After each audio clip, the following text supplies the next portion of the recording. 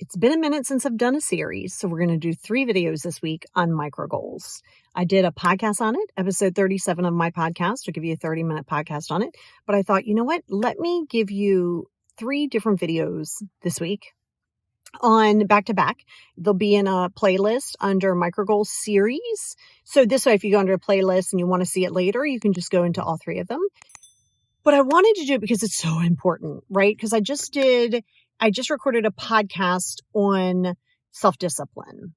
And part of the issue that you have with self-discipline, if you want to know more about self-discipline, go watch and listen to that podcast because we'll go deeper into that there.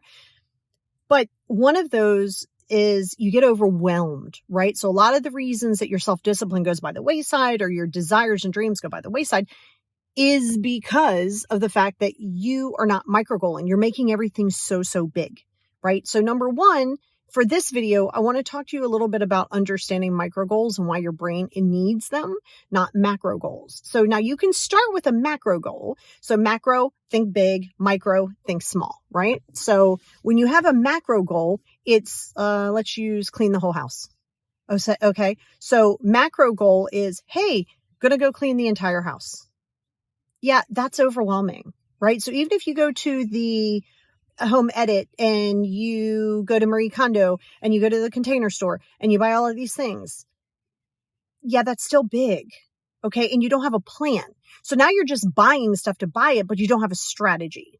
So micro goals is exactly as it sounds, teeny tiny small. The problem that you have is that you want to achieve these goals today or soon, and you want it to be right now. That is never going to serve your best and highest good, regardless of it being a goal, a mental health journey, a fitness journey. It is not meant to be fast. All right. I need you to understand it. I don't care, honestly, if you want it right now. That's not how we go.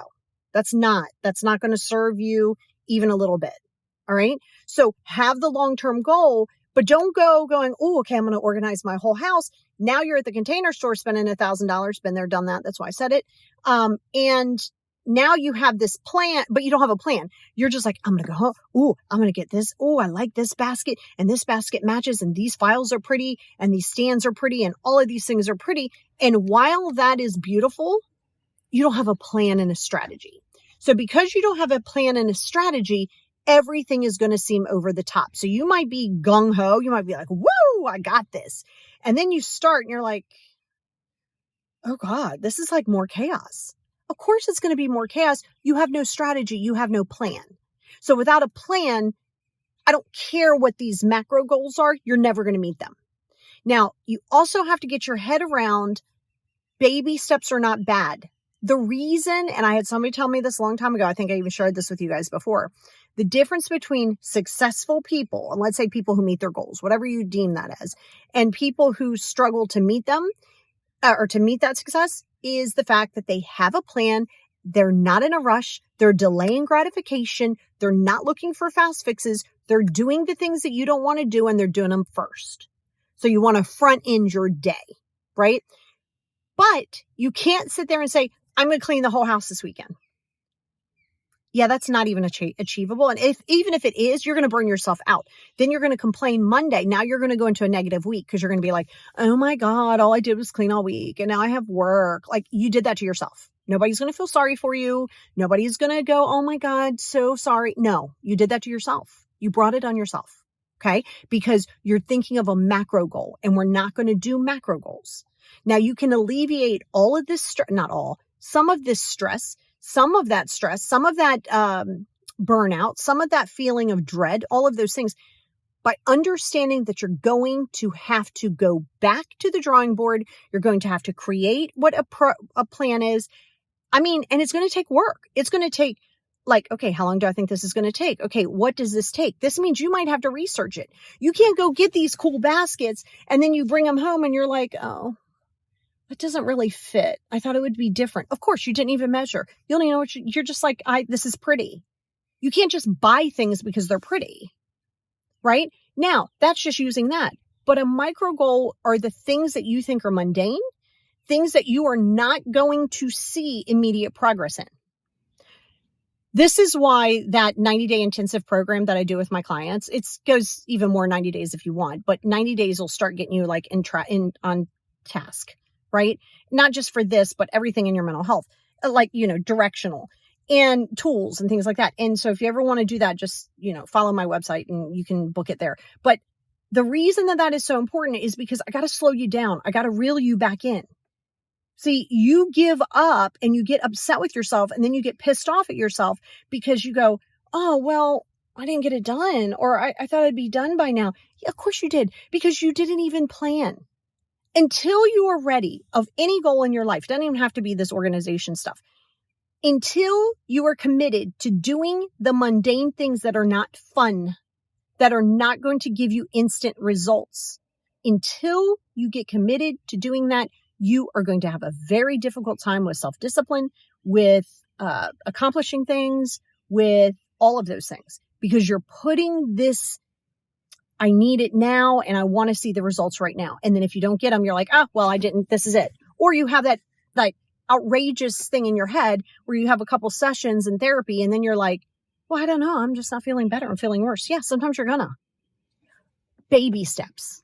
And guess what? Sometimes baby steps are going backwards and forwards. So you're not just always going to be on this trajectory of going forward. You're going to go forward. You're going to go backwards. You might take 2 steps forward. You might take 6 steps back. But we're going to make progress. But it's the little mundane things that are not fun. People say all the time, oh, I want to start my own business. Okay, cool. First of all, what are you going to offer? Like, great. So we have to have a business plan. What does that look like? Okay. You're like, okay, so I thought of my name. Okay, that's great. But why are we thinking of names when we don't even know what you're going to be offering? Oh, I got the perfect name for a business. Okay. Again, what are you going to offer? What state do you live in? Do you need certain liability taxes? Insurance? Do you need sales and taxation in your town? What do you need? Like, how are you going to LLC? Are you going to incorporate? Like, how are you going to S corp it? You going to partnership it? What you going to do? Oh, and then don't forget, you got to get your tax ID and you got to set that up. And how are you going to take your money? How's that going to look? Yeah, see, all those things is not always what people think. They just want to start their own business. They just assume when you have your own business, I have my own business, that, oh my God, you just have all this free time. Yeah. And guess what? You can have all that free time. No one's paying you for it. You're not getting vacation time. You're not getting those things. So yeah, I hear what you're saying. You go, okay, this is what I want. And I like it. It just, remember, there's always a yin and yang. There's good to both. There's negatives to both. But you got it. You know what I'm saying? So you got to understand that. But if you're only falling in love with the idea of what you see, that's going to be a problem. And that's why I need you to understand. That's why I did this video, for you to understand that the little steps and the little things that you're like, ugh, I don't want to do that. That's what you need to do. The baby steps are what built everything that you see. You're not just going to see this building and be like, oh my God, that's a beautiful, beautiful apartment complex. It is. It's a beautiful complex. But guess what? It started as an idea. Then they had to map out the land. Then they had to get permits. Then they had to figure out what the building's going to look like. Then they had to do a budget. Then they had to redo the blueprints. Then they had to do this. Then they had to structure it. This might have come in. You'll see that part of it. You're glorifying what you see, much like you do when you compare yourself on the internet. Oh my God, look how awesome they are. Oh my God, they're on vacation all the time. Yeah. Did you see the fact that they sacrificed and worked for the last 10 years, like 100 hours a week? Nope, you're not seeing that because you're only seeing this piece of it. So if you're not willing to do the grunt work and you're not willing to do the hard work, then it's going to be really difficult for you to accomplish anything. And you're always going to be chasing something that you think is going to make you happier. If I could just get skinnier, I'm happier. Nope. Then you think you are. Okay, that might not be an issue, but there'll come other things. If I had more money, yep, that's going to alleviate some things, but no money, no problems. You are falling in love with this idea just like you are a macro goal. So until you're willing to pump your brakes, breathe, slow, don't give in to the instant gratification of, oh my God, that's so fun. Or I want to go have fun, but I got to sit here and do this. Yeah, you do. Yep. You're going to have to sacrifice things because the little teeny tiny steps that you keep avoiding is where you're lacking in your micro goals. That's where you're lacking and why you're not meeting that goal. I mean, that's just a fact. It's literally a fact. Your brain is not meant to be a multitasker. It's not meant to do all of those things. You just can't do it. So that's why I wanted this first episode for you to understand what the micro goals are and why you got to have them. You know, I'm not just saying it to say it. I'm saying it because that's what's effective. That's how you're going to meet your goals. But you're going to have to start at the absolute basic foundation.